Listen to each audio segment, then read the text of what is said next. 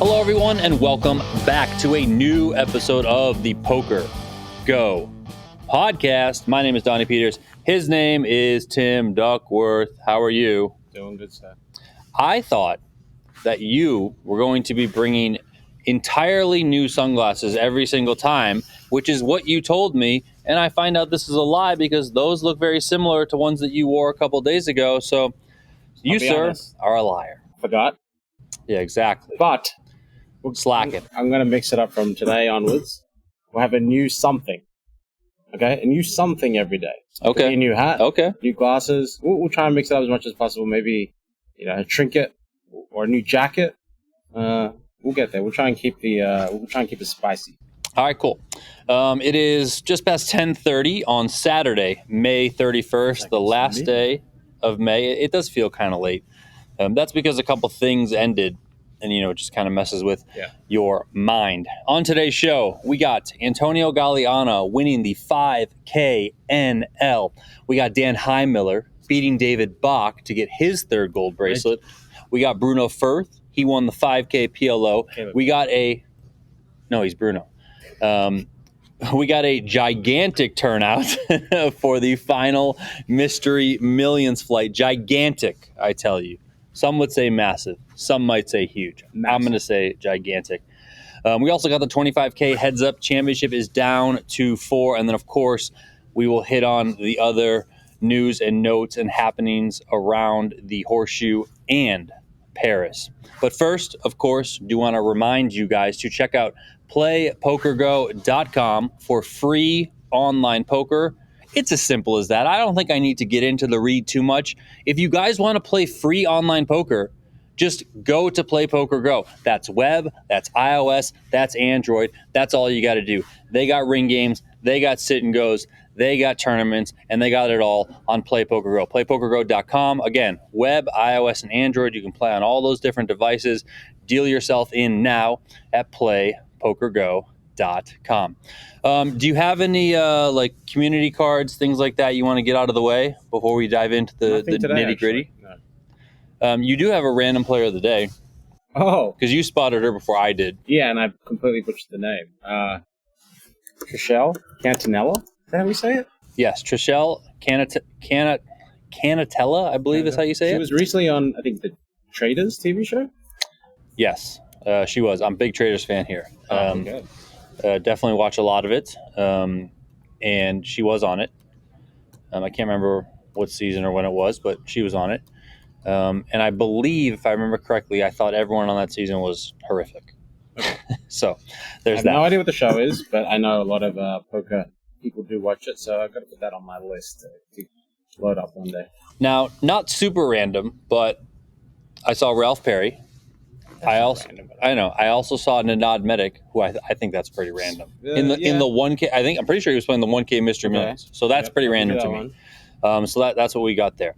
But let's move on to some actual news here. We got Antonio Galiana winning the $5,000 no-limit hold'em tournament. $582,000 are going his way. It is his second WSOP gold bracelet. Last year, he won the $2,500 no-limit hold'em freeze-out, and he took home just shy of $440,000 for that win. So quite a nice joint payday, I will say, from these two wins for Galiana. In this year's tournament, he topped a field of 693 entries.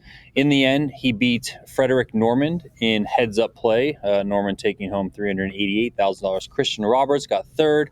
Renji, a.k.a. Ricky Mao, got fourth. You had Gatan Balur, got fifth. Uri Reichenstein got sixth. Justin Liberto got seventh. And Giorgio Soteropoulos got eighth. The final 5 players returned today for the first PokerGO live stream of the summer. Mm-hmm. And it was a good one. If you tuned in, Thank you. Not that I was on the call, but thank you from the company. And if you tuned in, you got to see the upgraded set, which looks really, really cool. Lots of LEDs. It definitely thinks like, we brought the set into the here and now, maybe even slightly into the future, because it looks like it got that much upgraded. Yep. So really, really, really cool to see. Pretty, I would say, slow. Not that it wasn't exciting. I mean, there were some big hands. Not really any like super big all-in moments that I can recall, like big suckouts or anything like that. Pretty slow, methodical, I guess I'll say, final table. Definitely a talking point that we'll get into in a minute. But I do want to throw to Natalie Bodie, who's back with us for bits and pieces of this summer. She was on set doing the sideline reporting while Jeff and Brent were in the booth, and she caught up with Antonio, the winner, afterwards. So let's go throw it to Natalie right now, and then we will come on back. Well, Antonio, congratulations. Very tough final table, as always, at the World Series of Poker. What did it take with this group to be the last one standing today? Oh, it's amazing. I won a Bracelet last year, and when I came to Vegas, I was like, okay, don't expect anything like that. First event I play, and I win, so it's so sick. Quite the start to the summer for you. You mentioned you won a bracelet before. Now it's your second. What will this World Series of Poker bracelet mean to you? No, a lot. I mean, a bracelet is a bracelet. It's something I'm trying to collect. So that's all. It's mega happy about that, and that's it, basically. Another to add to the collection. Well, with that, it is my honor on behalf of the World Series of Poker to present to you your second World Series of Poker bracelet. Go ahead and hold it up to that camera. Congratulations once again. All right, that was Natalie with Antonio Galiana. Again, congratulations to Galiana, just absolutely crushing. You heard it in the interview there, his first tournament of the year, and he just rips it off. Of the WSOP. Of the WSOP. And he just rips it off with a win. Thought he played extremely well. Took the chip lead pretty early on at the final table. Christian Roberts came in with the chip lead. Galiana took it within the first few hands. And after that, it was, kind of smooth sailing in a way. Bit of a cooler at the end against Frederick Norman. But I think, not to pull the spotlight away from Galiana, but I mean, the talking point is obviously the pace of play. Yeah. Very, very, very slow, methodical. There was a 13-minute hand at one point. Must have been a lot of time extensions. No. I mean, we're going to get into that. Also, I know we're not talking about the $5,000 PLO right now, but I do want to bring it into this conversation for a second, because in that tournament, which had its day 3 today, again, Bruno Furth winning it, and we'll get to that in a little bit. But the clock was called there repeatedly on Martin Cabral, so much so that eventually the floor just stepped in and said, you, sir, you just have 10 seconds to act at all times. So to you, Mr. PGT Commissioner, you deal a lot with this stuff. You obviously work a lot with various partners, most closely with our friends over at Aria, on pace of play, shot clocks, all that sort of stuff. I mean, why are there not shot clocks here? It is unreal. Yeah, shot clocks are obviously very complicated. We've been tweaking the rules. Are they? No, are they really complicated? Come on. You can just set basic rules, and then they're always going to get tweaked, and people will try and find the loophole, take advantage of the rules. I would say that WSOP needs to consider, shot clocks in all their events, 5,000 above, maybe excluding the main. Or I think a very simple solution is all the high rollers, and whenever a tournament does their 3-table redraw. I think that's a fair way to do it, because you do the full redraw. Now the shot clocks come in. You can decide on amount of time extensions, relative to the buy-in level. And I think it's important for both the TV product, but also just, does speed up play. And I think that's a pretty simple rule they could easily institute next year. Yeah, I mean, listen, I have to call a spade what it is here, and I think they're just behind the ball on this.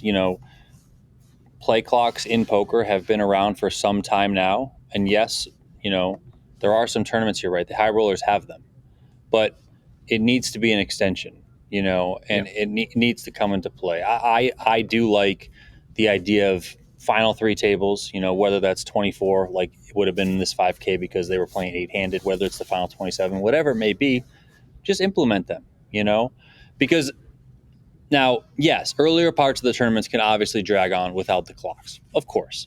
But when you get down to when it's really like all eyes on me, everyone's kind of looking at a tournament. Those final stages are when it's likely to be streamed. So, you're going to get events like this that are on the stream. And it's just, the public was nonstop saying it, like, this is too slow, this is too slow, this is too slow. At one point, you had Frederick Norman on the river tanking for like 8 or 9 minutes. Mm-hmm. Like it was unreal how slow it was going. And, Jeff and Brent in the booth they brought it up every time they could. And I think, kind of rightfully so that they were pointing it out over and over again. Now, I understand that there's a ton of money at stake, and I understand you want to think every decision through and all that sort of stuff. But I think a lot of the clocks that are put into play these days, whether it be on the PGT, whether it be the Triton stuff, whether it be WPT, whatever it may be, they're pretty fair overall. Like nothing's super fast, If you want super fast play, you go to playpokergo.com. That's where you go. But if you want, fair play with enough decisions, time extensions, all that sort of stuff, I think most of the tournaments have now like kind of gone through their growing pains and they've figured out what works best. And I also think that there are enough players and a large enough percentage of the community has adopted it, where it's almost like now people see something like what happened today and they're like, wait, there's no clocks. Yeah, exactly. So it's time, it's time. And I would guess that you could just put it right into the WSOP Plus app and it could just function right in there. Well, it's already on the little tablets on the table. Well, then let's go. Yeah. What are we doing? I don't know. And I also think that, listen, I know you don't want to change things mid-series, but I think you should just change it mid-series. Yeah. I think as a community, I think everyone can agree that it would make for a more entertaining product when it's shown on streams, when it's shown on TV, which is ultimately better for reaching more people about the game. Yeah. When people tune in, live poker is pretty boring. It is. Even with clocks, it can be pretty boring, right? But at least with clocks, it's a little bit faster. There's that added pressure. If you do run out of them, then you're like, oh, I don't have any, like I got to react, or maybe I only have one, that sort of thing. So I definitely think we got to get those added. And I would not worry at this stage. Again, we are so far into clocks being a thing in poker and being around for so long that, even players in the 600, I think would be fine with it. There are venues all over the place where, you get them, and it can be, it can be any buy-in. It doesn't just have to be, a 25K, 50K, or whatever it is. So yeah, I'm team clock, and we got to get them in there. Again, it wasn't just an issue in this 5K. It was also an issue, in the 5K no limit. It was also an issue in the 5K PLO, most notably with Martin Cabral. And again, eventually the floor did step in, and all the stuff that I was seeing was that he was just, they were like, hey, you got 10 seconds to act, and that's it. But it's kind of, in a way, what would you say? Because isn't he in his right to take as long as he wants if there's no clocks? Exactly. And I understand if it does become egregious, you call the clock, right? But it's like, there's no clocks. So, like, I don't understand. So yeah. So I think you and I both agree something needs to be done for these tournaments, and we, ultimately it would make for a better product all around, right? And people, tournaments would end faster. People getting more tournaments, more rake, all that sort of stuff. That's good for the operator. Exactly. Okay, Dan Heimiller, the legend. He's done it again, sir. Number 3 in the bag for Mr. Heimiller. He beat David Bach. David Bach was going for number 4. He's back, but it's another runner-up finish for David Bach. This was the $1,500 7-card stud tournament. Heimiller taking home almost $107,000 in prize money. Again, he did deny David Bach his 4th WSOP gold bracelet. David Bach taking home $70,568. Then you had Tyler Phillips in 3rd place, Yuri Meriverda in 4th place. I probably butchered that name. I'm sorry, Yuri. He took home $33,000. Menki Chen, $23,000. Christian Lord, 16.8. Sam Jaramillo, 12,400. And Greg Mueller. Greg Mueller, I didn't think played that many tournaments these days, but Is he on the golf course and playing cash? yeah, exactly. But he's a couple days in, he's already firing. He's already making a deep run. 8th place here, $9,490 for Mr. FBT.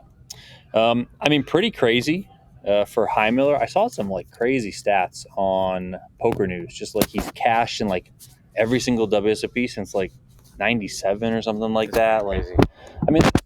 Dan Heimiller is one of poker's most treasured characters. Just an absolute, I say wacko, endearing, because he is a bit of a wacko. Yeah.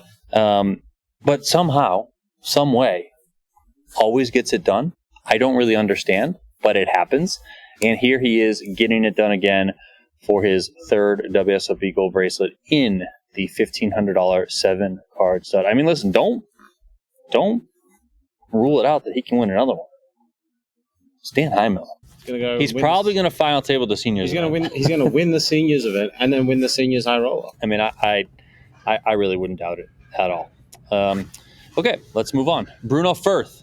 Caleb Furth. What is he to you? Bruno. He's Bruno. Yeah, he's Bruno. Come on, he's Bruno. We don't talk about Bruno. Bruno Furth wins $5,000 PLO, his 2nd WSOP gold bracelet.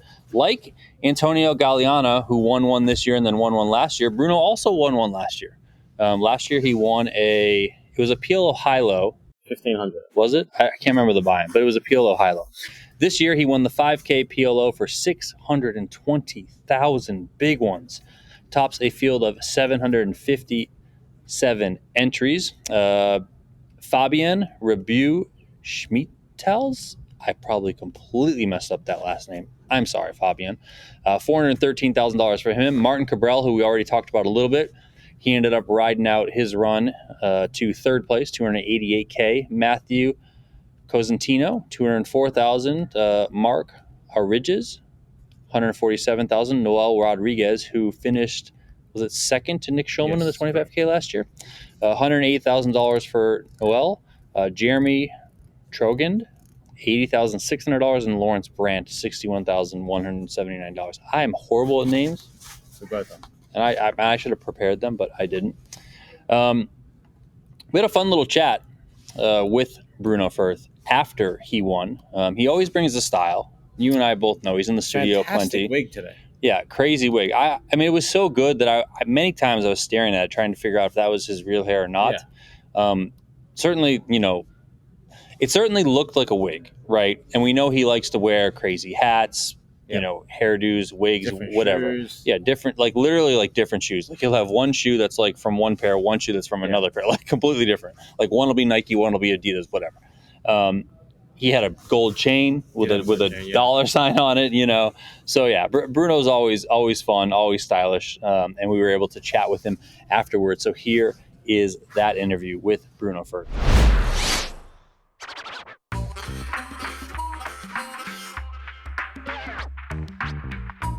Yeah, started the day below average stack with 11 players left. When there were 10 players left at the 80K big blind level, chip in a chair, literal one chip in a chair.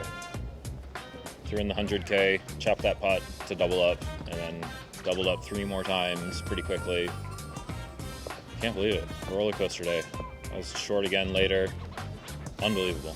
What was it like playing with Martin Cabral? Are you kidding me? We called the floor literally 50 times on the guy. It's a waste of time for everyone playing and the employees at WSOP. I play a lot of cash games, and I think the general table vibe at PLO tables is just so much better than it is at no limit tables. My theory is that people get used to losing very quickly at PLO.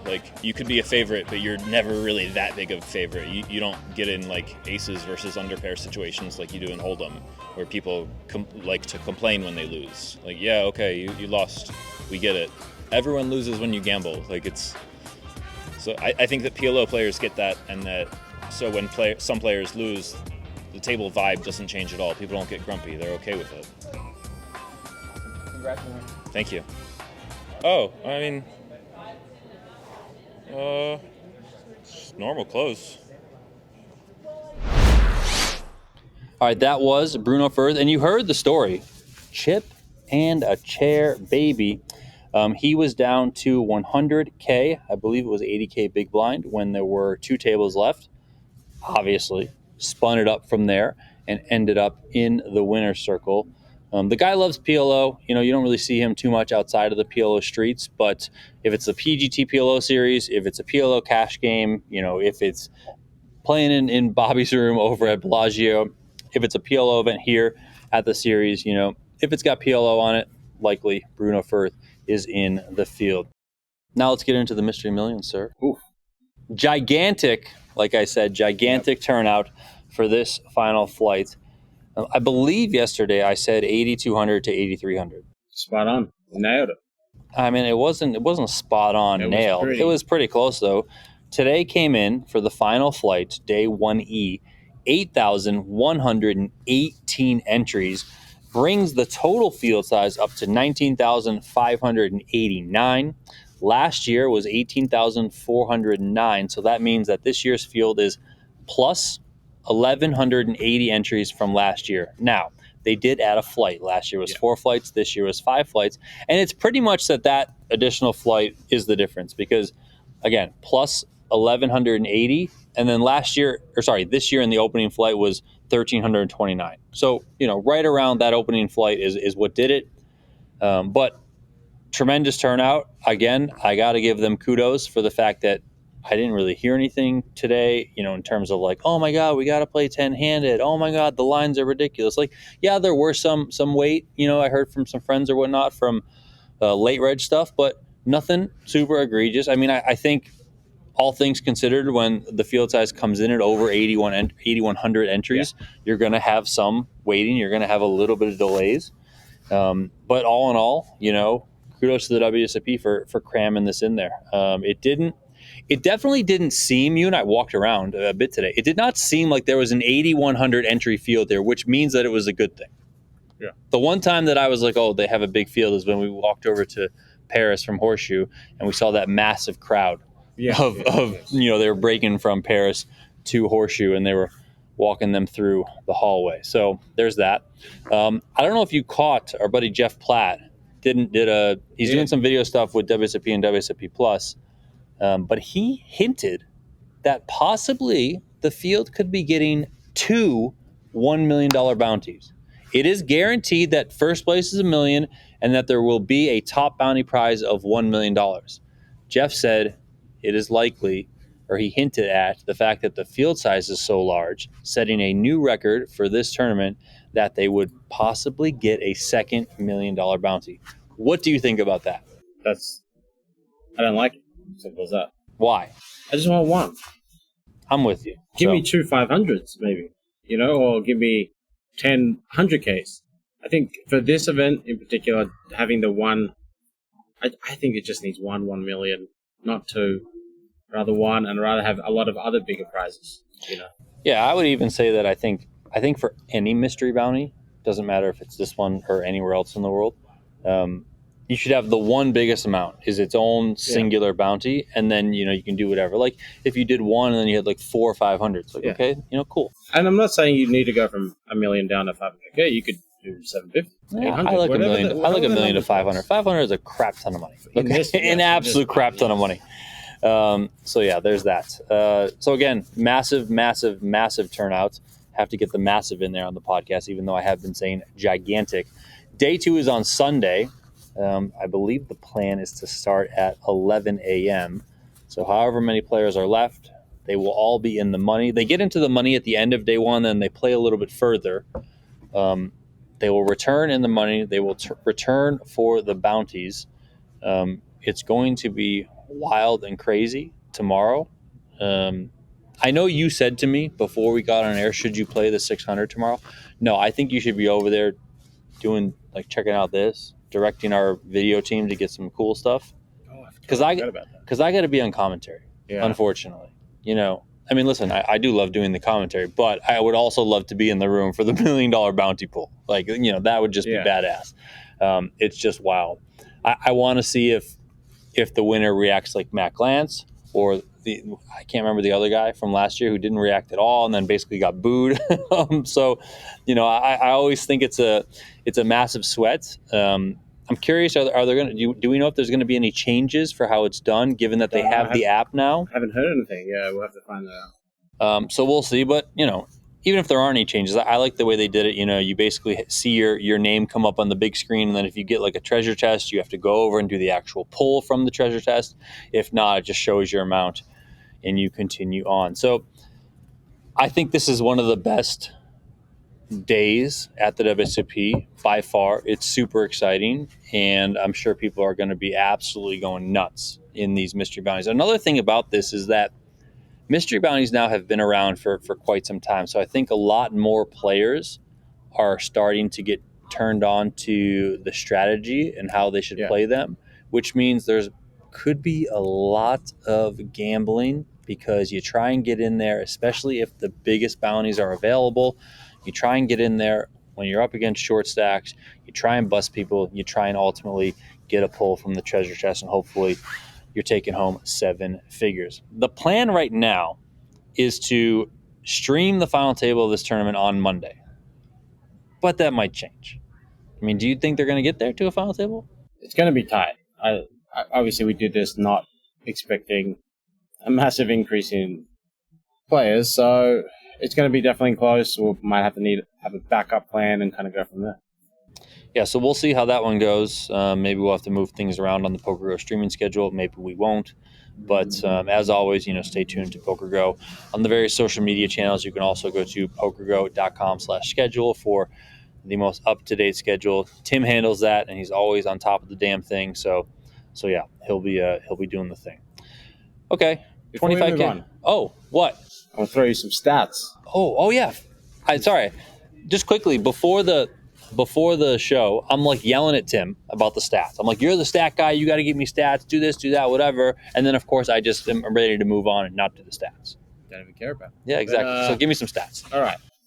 You kind of mentioned 19,589 players. That is the 7th largest field size in WSOP history. We got to put that in our article that we have. Remember that article that I have? I got to update. That ranks 7th.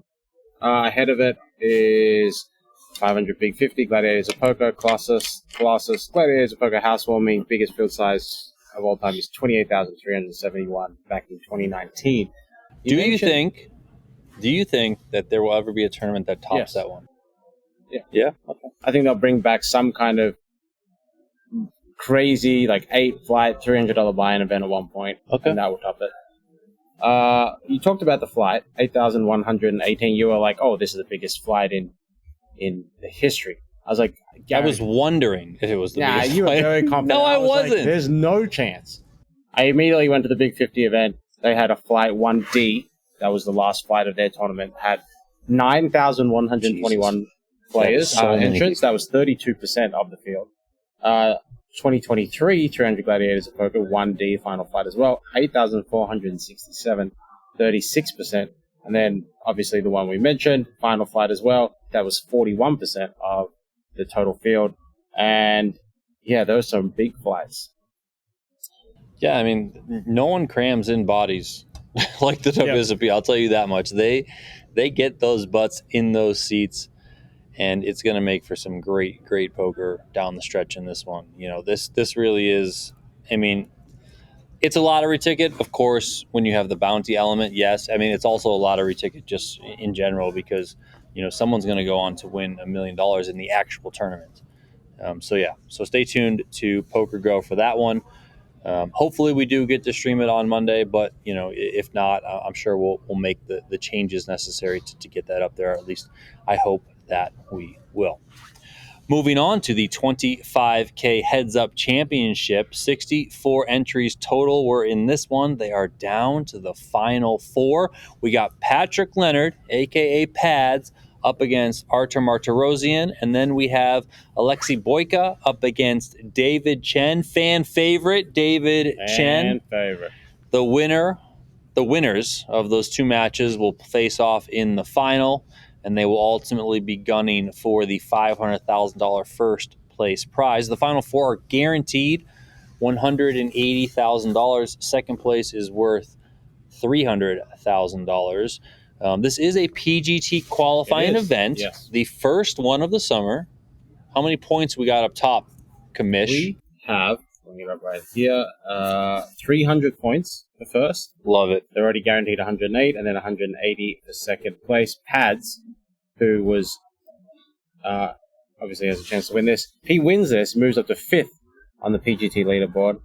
And then I'm going to quickly pull up David Chen. He's down in 70th place. He will jump up to Yeah, pretty big 16th jump. Yeah. place if he wins, pending Pad's finish, obviously. I know that doesn't matter. He's just above him. So, yeah, it's a big moving day for a couple of these PGT players in the 25K heads up. Yeah, and immediately, at least I'm eating some crow. We were giving it to Jeremy Becker for saying that Artur Martirosyan is deep, and he wasn't even in the money, and now Artur Martirosyan is final four. Yeah, I mean, first of all, Artur Martirosyan beat. Who did he beat first today? I don't remember who he beat first today. I don't either. But immediately I get a text You from get a Jeremy text, yep. just blasting me.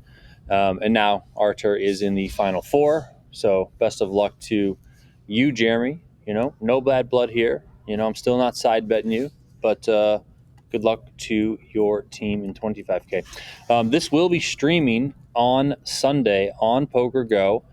The stream will be live at 4 p.m. Eastern, 1 p.m. Pacific. Yours truly will be on the call. Now, I'm supposed to be joined by Tristan Wade, but he's in day 2 of the Mystery Millions. So He's got 2 hours, the boss. He does, and he has 7 big blinds. So he's out. Sorry, Tristan, but I mean, you never know, man. You could spin it up. Who the heck knows what could happen in that thing? But the plan is to stream the semifinal and the final. Now, we'll do one of those things. I mean, you can probably tell me better. What are we doing tomorrow? One table at a time? We're going to start switch with them? the pads and odds table. Got as it. a feature. If they get to 2 hours, we'll probably switch that to the David Chen one, just out of fairness. We'll see how it goes. We'll see the pace of play. We'll see what the stacks are, etc., and make that decision during the event. Yeah, and then, of course, we will have the final match as well. That's all going to be streaming on PokerGo and on the PokerGo YouTube channel. It'll be from that secondary horseshoe table that we got going on here at the series. So I'm looking forward to that. Heads Up Poker is always fun. These guys are going to be pretty deep, I believe, to start. So should be plenty of battling. The Leonard and Martirosyan battle is crazy. I mean, Artur Martirosyan is just absolute killer, one of the best in the world. Patrick Leonard, we all know pads, right? And he's had success online. I believe it was Scoop. He won the Scoop Heads Up title maybe last time around. Might have been WQ, but I think it was Scoop. But either way, Patrick Leonard, a crusher as well. So it's going to be fun. It's definitely going to be fun. So streaming Sunday on PokerGo, 4 p.m. Eastern Time, 1 p.m. Pacific Time. And then we have a bunch of other events. We got a couple that are currently being played. It was a lighter day at the WSOP in terms of events that were starting. Tim and I talked about it a little bit yesterday. That is because, of course, we had that massive Mystery Millions flight. So needed all the space, all the tables, all the dealers, all that stuff needed to accommodate that huge field there. But we did have day 2 of the $1,500 dealer's choice. Last I looked, they were down to 23. Don't know where they're at right now, but Statman here should have it ready to go. So I was actually checking some Mystery Millions numbers. Oh, you were? Yeah. What about to it? See how many started day 2 last year. Okay. It was 950. They played down to 18. And we brought them back a little earlier. It's so crazy how that happens. Brought them back a little earlier, got the 18 down to the final table, we streamed that. This year we're on pace for about 1,000 players to come back on day 2, so I think we should be pretty good. The dealer's choice is loading. 20 players left. Benny Glasser, Chip, leader, followed by Scott Bowman. Who else we got there? Matthew Schreiber, he was one of the day 1 chip leaders. Dan Zach's in there. Alan Lee, my boy. Eric Baldwin, interesting name, 14 in chips. Justin Liberto, Nathan Gamble rounding out the short stacks with 4 big bets. Looks like they have 2 levels to go? I think 2 levels to go. I just heard payout, so someone else just busted over there. $150,000 up top in the $1,500 buy-in Can we dealer's talk about choice real event. quick? 1 second. Okay. Let me just finish this. This was the tournament as Tim and I outlined the numbers. 430 entries in 2022, 456 in 2023, 530 in 2024, and then 597 this year. So up and up and up and up and up every single year for this tournament. Absolutely great to see. What do you got for me on first place? First place is $150,245 $246. and 50 cents. Okay. Why? I don't understand that though. I mean, couple that with the fact that The prize pool is the tournament that Antonio Galiana won, he won $582,008. yeah, but that's just the percentage. There's no way you can have 50 cents in the tournament. Not if another spot is 50 cents. But they don't do that. Yeah, but if the percentage of the prize pool but, comes I out, think this is. I feel like this is an error in the app. Is my guess. whatever. Either way, it's silly. Triggers me. This should just be 150K for first place. The other one should be 582K. It should be very simple. We've gone over this many, many times on the podcast. Just make it easy. We got the $10,000 Omaha high-low. That did start today. Last I looked there, 179 entries on day one. This is one of the 10K championship events. So it does have day two entry. It looks like they're up to 183, which is, they had 171 last year. So 197. Huh? You're pulling your info from Wikipedia, which is incorrect. Yeah, it's because they didn't add the day two stuff. Yeah. Damn it! Why can't stuff just be correct? You can edit the Wikipedia page if you want. Yeah, I could, but I don't want to do that. All right, 183, and the reason why I go to Wikipedia is because it's just it's very cleanly listed. Yeah, it's way more of a hassle to go anywhere else. You could just use my stat stuff that has it listed even cleaner. I probably could. You just have too many stat stocks. You give me too much crap. It's right here. Look, it's got entrance prize pool in the money, winner country prize, what number bracelet that was in the world, what country number bracelet that was. All right, so they're up to 183 this year. So I think they'll break through it. Yeah, you think they'll break through it? Okay. Well, that's good. That's a good sign. Another event that's up. Daniel Negreanu looks to be going well over there. Here. Yeah, day one just concluded 20 minutes ago. So look at that. Yeah, 183 entries still in contention, at least according to PokerNews.com right now. They have Daniel in second place. Of course, that is subject to change, but even if he's not in second... I mean 10th place on the app. Yeah, but is that done? I don't know. I don't know what's right, what's wrong. I don't know when things are done. Update as the dealers put the chips in, so there could still be more counts coming. But I'm saying, is that from the last break? Have they done this is day two? I'm looking at the day two. Oh, feed. okay, Yeah. okay. You have the day two feed. So I don't know how many more he may get bumped down even further. I mean, he's still one of the bigger stacks for sure. Oh yeah, he's got 60 big bets. Yeah. Okay. Who else is in? Is Jeremy Osmus? Oh well, you should check your Twitter and see the tweet I just did about Jeremy Osmus. Robert Mizrahi's in, Joey Kudin, Anthony Zeno, Eric Wasserson, Max Coleman, ODB. Actually, it just says David Baker, could be either Bakes or ODB. Eric Seidel. All these mixed game legends. Ben Lamb making an appearance. There's nothing wrong with this tweet. What's wrong with this? Jeremy tweeted 24 minutes ago, 2 things I like to do in Omaha 8 or better tournaments. 1, look down at ace deuce and pretend to look at my other 2 cards and raise for a nice flop sweat. 2, stack my chips like this. I don't mind the chips. It's more the chips is egregious. No, okay. The chips He's is only ridiculous. looking at 2 cards, and you guys spent $141 on it. This is just unacceptable. Jeremy is that good. He's fine. No, I did not. If you play... Okay, first of all, if you have ace deuce, you're likely always raising. No. So, ace deuce 9-10, no suits.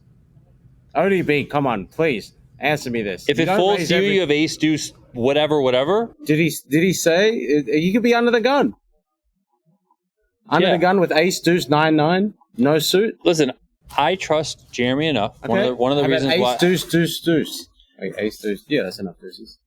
How Yeah, but about that? that's a very rare occasion. Okay, And but also, see- if that happens, guess what? No one else has a deuce, so I think you're good Okay, there. maybe that was a bit better. But the ace, deuce, I don't know. Someone out there that listens. I would always see. You know what? You know what this Daniel is. This Grayson. is a perfect example of Tim is a nit and I am not a nit. Okay, I don't care. I would always lean to have the aggressive player on my team. Okay, we're not trying to Alan Kessler this stupid thing. Okay, and score 7 points from 7 casters. No, we are trying to win tournaments. We are trying to win fantasy leagues. Okay, so go for it, baby. Just like when Uri, went nuts with the Jack 10 on a bluff and blew up his whole stack to bust in 6th place. Yeah, maybe he could have checked back the river with the showdown value. No, F that. You go for blood, baby. You try and take people out. That's what you do. Speaking of 25K fantasy, Team DPMD currently sitting 3rd place. Well, we weren't first. I know, 56 points. Team Girl Dads had a couple little Christian Roberts. It's fine. Long summer. There's 100 freaking bracelet events. Without looking, who's at the bottom? Who's on the bottom? Yeah. Who's on the bottom? Who's on the bottom? Who's on the bottom? Was. Oh, that's a good one. Okay, I'll side with you. Oh, second last. Team Australia is last. 2 points. Is Was second last? Was is tied. I just know that Was has all the names that I recognize, and I haven't seen them do anything. Yeah. So it's like maybe they all have 3 points, 4 teams, and one of those is Was, so he's second last. Well, it doesn't matter. 3rd place, last place, whatever. It's still super very early. So, yeah. I feel good about Seth Davies. Let's. I mean, if we're gonna be reading tweets, and then by the way, so I read Jeremy's tweet. Okay, then you said, if my internet decides to work, you said Donnie Peters and Mickey Doff paid $141 for you in 25K fantasy, and you're only looking at 2 cards. Are refunds allowed? No, stop. It's fine. Okay, it's a long summer, and don't bother my players. Okay, or I'm gonna refund you, and you don't get any action. No. Okay, this is how it works, and I'm gonna refund you in pennies. I'm not even gonna give you actual money. Probably won't accept those pennies. Seth is back, which is crazy. Yeah. I freaking love it. I thought he was going to take another couple days. No, he got back, missed the 25K, heads up, or whatever, straight into the Mystery Millions, fired 2 bullets. He said on Twitter today, he said, this is the first and probably last for a while summer where I have the opportunity to play a ton at WSOP. I'm going to give it a go. No tourney is too small. I'm just going to be in there grinding. Follow me along here with anything along the way, blah, blah, blah, whatever. Oh, he did say day 1. Didn't get back from Europe in time for a seat in the 25K heads up, but played 2 bullets in the 1K mystery bounty. I mean, I'm in on this guy. Let's go, baby. Seth all day. Rock and roll. I mean, we got the dream team out there. It's just incredible stuff. Why did you write Dan Underground chip leader? Well, he was at the time when I thought you wrote that after. I was like, that's not right. All right, cool. So Tim thinks they're going to surpass the 197 from last year. It's probably a good bet. There's no re-entries in those, right? It's just 1 bullet? I think you get 1 re-entry. I have no idea. Couldn't tell you. I always thought the championship events... Oh, no, championship. Correct. They should be whatever. Okay. And then, so that's it for the other stuff that's running today. Tomorrow, on Sunday, we have the $600 no limit hold'em deep stack running. We have a $10,000 mystery bounty running, and that is a pretty big shift in time of the schedule. Yeah. Where was it last year? It was event 76 on the schedule. Got 965 entrants. Matthew Lambrecht won that for a cool $1 million. We touched on that yesterday. But yeah, very early. I think it actually is better moving it closer to the Mystery Million, so I do like that. But we'll see what the numbers do. Maybe not everyone's here because that's around that main event time. Or do we get people hitting some bounties, etc., and then jumping in, so maybe we do see a field size increase. So this will be an interesting one to look out for. Yeah, I mean, I think it'll be pretty big. Obviously a lot of people coming off that 5K NL that just wrapped up today. It's going to be a bunch of people that are busting that Mystery Millions tournament that have some extra cash that they want to fire, and maybe they say, oh, I just cashed for 10K. Let's just skip the 600 and let's just fire the 10K right away. So yeah, I can certainly see that happening. And then we have the $1,500 no limit deuce to 7 single draw, which I can never remember it being this early on schedule. No, also, same last year was event 63. It's always normally after the limit deuce to 7, but this year they've moved it ahead. Not sure really the reasons why, but that last year had 453 entrants. So on the back of the dealer's choice, there's a chance we could maybe get a little uptick. We'll see. Yeah, I mean, initially seeing this on the schedule this early, I thought, maybe we see a downtick. Okay. But then I said, I don't know, man. This dealer's choice, like that's the crowd. Yeah. And that one just keeps increasing. So I think it's a good move. Yeah, I think this one goes up, probably pushes 500. 453 last year. I'll say it pushes 500, right around there. And that'll be great. And then everyone can just play for second and give the bracelet to Nick Schulman, because that's likely what's going to happen. Yeah. What else you got for me? I think that's it. Did Phil Hellmuth do anything today? I feel like he was MIA. He was tweeting about him and his son cashing on the same day and thinking that maybe it was history. No. Really? Get out of here. I mean, come on, man. Okay. All right, cool. Well, that's going to do it for us. We ain't got much more. The biggest thing is to tune into the stream on Sunday. Watch the 25K. Heads up. I mean, we're full on streaming now. I'm only going to have 2 days off for the remainder of the summer. So it is full on, and we are here and we are in it at the 2025 WSOP. For Tim Duckworth, my name is Donnie Peters, and we will talk to you guys next time. So you.